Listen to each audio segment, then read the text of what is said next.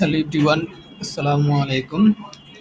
আজকে আমি আলোচনা করব হচ্ছে মাইক্রোবায়োলজি অনার্স ফার্স্ট ইয়ারের চ্যাপ্টার 4 শেষের যে টপিক আছে সেটা হচ্ছে মাইক্রোপ্লাজমা।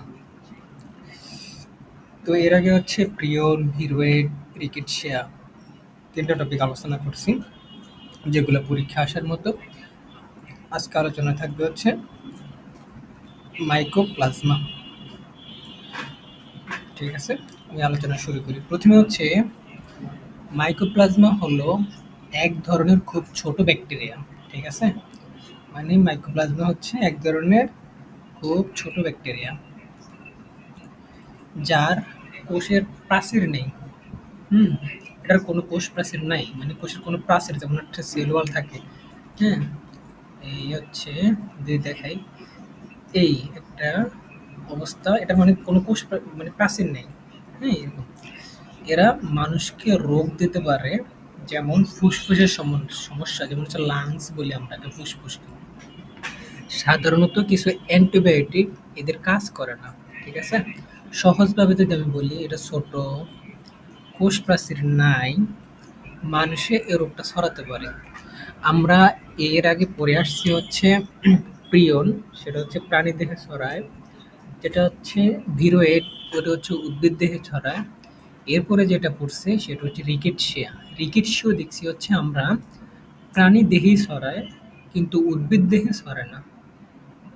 বেসিক্যালি লাস্ট যেটা আসছে সেটা হচ্ছে মাইক্রোপ্লাজমা। এইখানেও দেখা যায় মানুষের রোগটা করতে পারে, মানে অর্থাৎ এখানেও প্রাণী দেহে। তো এভাবে আমরা মনে রাখতে পারি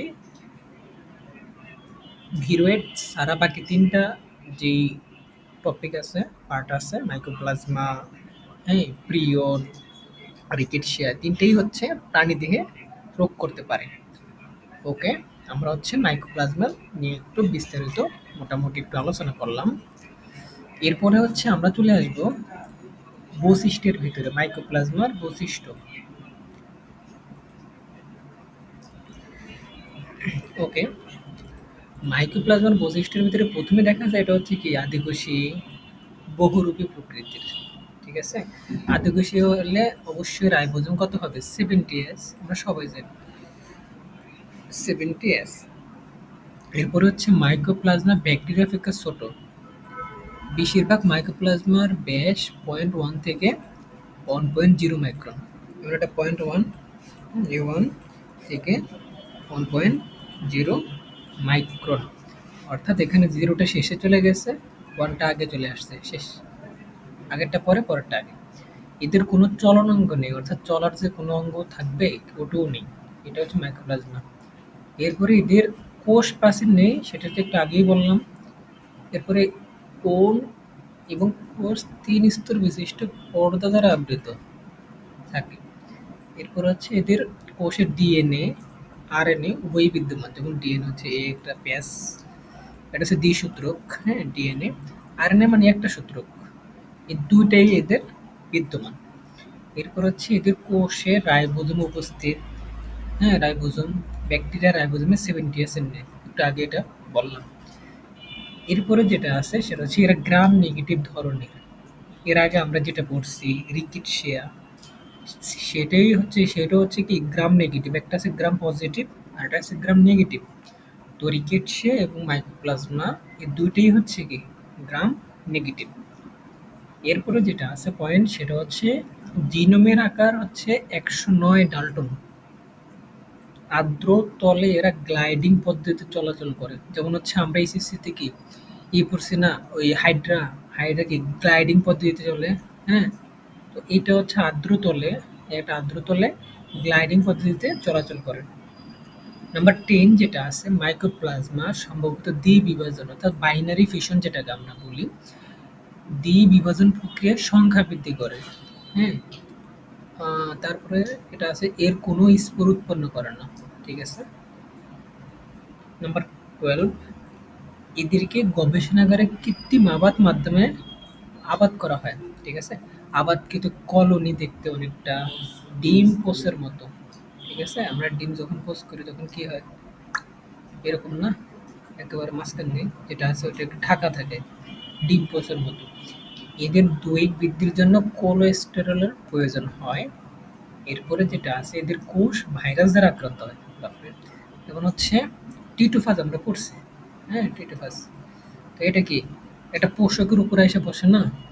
তো এখানে হচ্ছে এদের কোষ ভাইরাস দ্বারা আক্রান্ত হয়। তারপর হচ্ছে পোষকের উপরে বসার পর কি এটাকে আক্রান্ত হয় না? এটা ভিতরে ঢুকে যায়।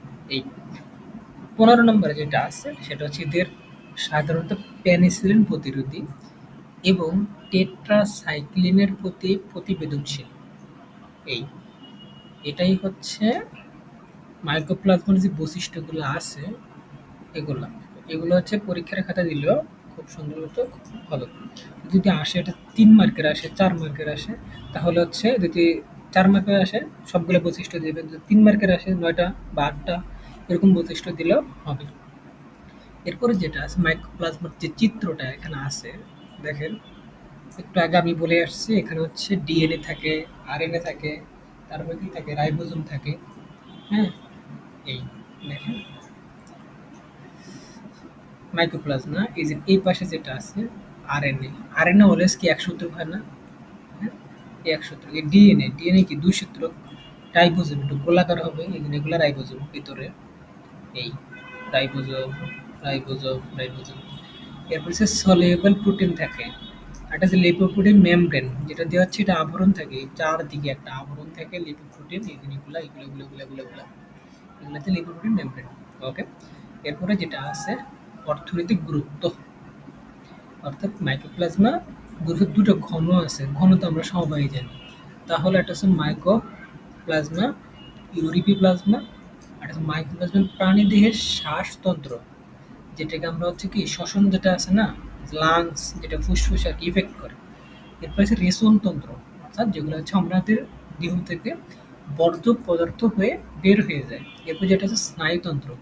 স্নায়ুতন্ত্র তো সেটা আমরা সবাই বুঝি, আমাদের একটা উম, আস্ত শরীর আছে, সেখানে যদি আমাদের কোনো স্পর্শ লাগে, ধরলাম পায়ে একটা কাটা লাগলো, ওটা কোথায় চলে আসে? সরাসরি মাথায় একেবারে উদ্দীপনা করে।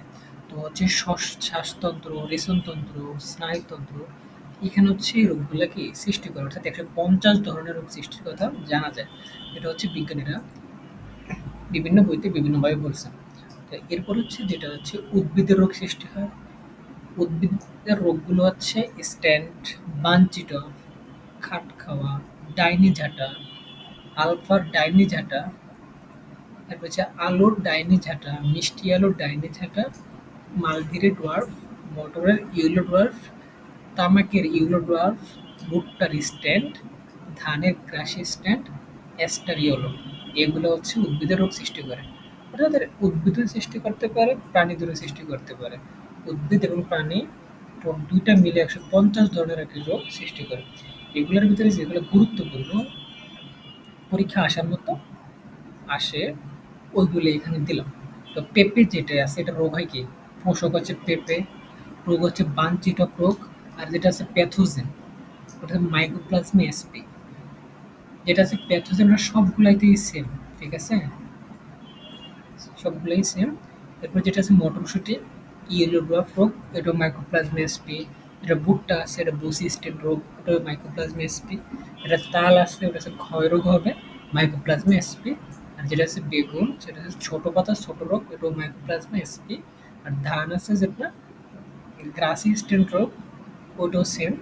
হচ্ছে তামা ইয়েলো ডোয়ার্ফ রোগ।